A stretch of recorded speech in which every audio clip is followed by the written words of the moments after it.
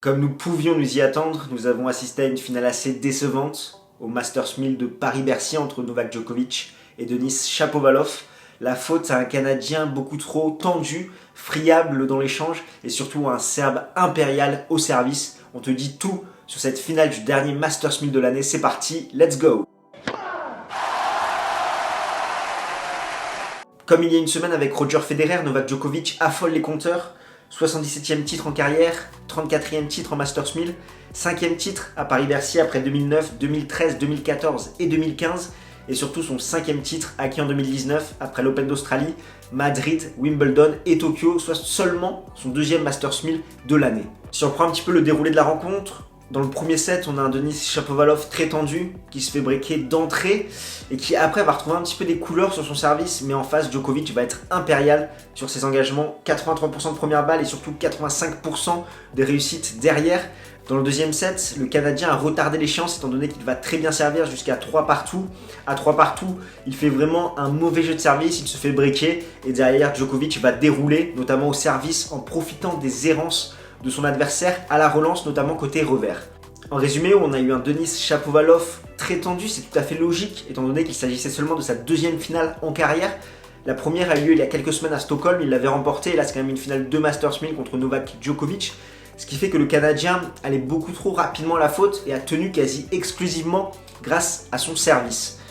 Novak Djokovic en face s'est montré impérial, notamment au service où il n'a pas laissé la moindre ouverture à son adversaire en profitant bien évidemment des lacunes à la relance de Shapovalov. Niveau des statistiques, Shapovalov c'est 11 aces, 68% de première balle, 83% de réussite derrière et seulement 18% derrière sa seconde balle. Concernant Novak Djokovic, 2 aces, une double faute, 71% de première balle, 80% de points gagnés derrière et 80% quand même derrière sa seconde balle, seulement 9 points perdus sur ses engagements. Et c'est vrai qu'avant le match, on pensait que ça allait être le Canadien qui allait être le joueur le plus agressif des deux. Or, ce ne fut pas le cas. Shapovalov, en moyenne, sur son côté coup droit, c'était des coups à 117 km/h et sur son côté revers, 106 km/h. Et concernant Novak Djokovic, sur son côté coup droit, en moyenne, sa vitesse de balle, c'était 123 km/h, donc légèrement plus rapide que celle du Canadien. Et pareil, sur son côté revers, 111 km/h en moyenne. En tout cas, c'est une très belle semaine pour Shapovalov, qui rejoue de mieux en mieux, notamment depuis qu'il collabore avec Youzhny, le russe ancien 8e joueur mondial. La collaboration a commencé depuis le tournoi de Winston-Salem en août dernier, et depuis, c'est 25 matchs, 19 victoires et seulement 6 défaites. Cette collaboration me fait penser un peu à celle entre Massou et Thiem, étant donné que le russe a permis de canaliser vraiment le Canadien. Shapovalov joue avec une marge de sécurité plus grande, sur dur, et surtout il varie beaucoup plus à la relance. Avant Youzhny, en moyenne, 81% des retours de Denis Shapovalov étaient liftés et seulement 19% étaient slicés ou des retours bloqués. Et après Youzhny, c'est seulement 45% de retours liftés et 55% de retours slicés ou bloqués. Concernant Novak Djokovic, s'il veut terminer l'année numéro 1 mondial, il devra inscrire 640 points de plus que Rafael Nadal. Pour rappel, aux ATP Finals, une victoire en match de poule, c'est 200 points. Une victoire en demi-finale, c'est 400 points. Une victoire en finale, c'est 500 points. Ce qui fait que voilà, pour être sûr d'être numéro 1 mondial, il doit aller au moins en finale, sous réserve bien sûr des performances de son rival espagnol. En tout cas, je trouve que cette victoire arrive au meilleur moment pour le Serbe, un petit peu comme à Madrid cette année. C'est ce que je disais dans ma vidéo d'il y a une semaine, que la pression c'était vraiment sur Novak Djokovic. Il avait besoin de cette victoire à Paris-Bercy pour vraiment se lancer pour le titre à Londres. Une déconvenue ici, ça aurait pu avoir des conséquences. Là, il s'impose, donc vraiment il retrouve de la confiance. C'est exactement ce dont il avait besoin pour arriver en force aux ATP Finals. Petit mot sur le cas Rafael Nadal après 2006, 2010, 2011, 2012, 2014, 2016, 2017, 2018 et maintenant 2019 vient s'ajouter aux années où l'Espagnol a été forfait au Masters 1000 de Paris-Bercy. Je t'avoue que je suis toujours dans l'incompréhension la plus totale.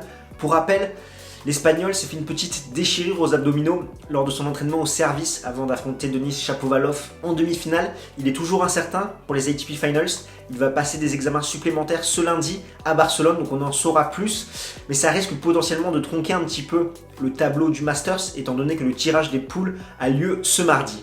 Londres, parlons-en justement, nous connaissons le nom des 8 qualifiés, Nadal, Djokovic, Federer, Medvedev, Thiem, Tsitsipas, Zverev et Berrettini. Sur le papier en tout cas c'est très alléchant si tout le monde est en forme, ce qui n'est pas encore le cas.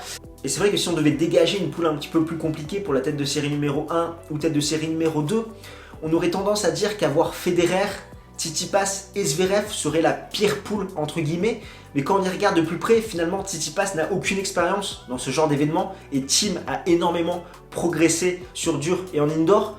Et de l'autre côté, on a Zverev qui est un petit peu en méforme et qui aura sans doute de la pression pour défendre son titre. Donc avoir Berrettini peut être tout aussi dangereux, sans parler bien évidemment de Daniil Medvedev qui est très en forme en ce moment. Petit mot également sur notre paire française Herbert Mahut qui s'est imposé en finale de Paris-Bercy contre la paire Khachanov-Rublev.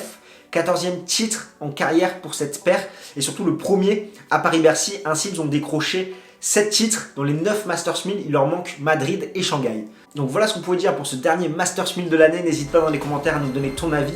Toi, qu'est-ce que tu en penses? À lâcher un petit pouce bleu si t'as aimé la vidéo et surtout à t'abonner à notre chaîne pour ne plus rien manquer de l'actualité tennis. On se retrouve très vite avec les ATP Finals.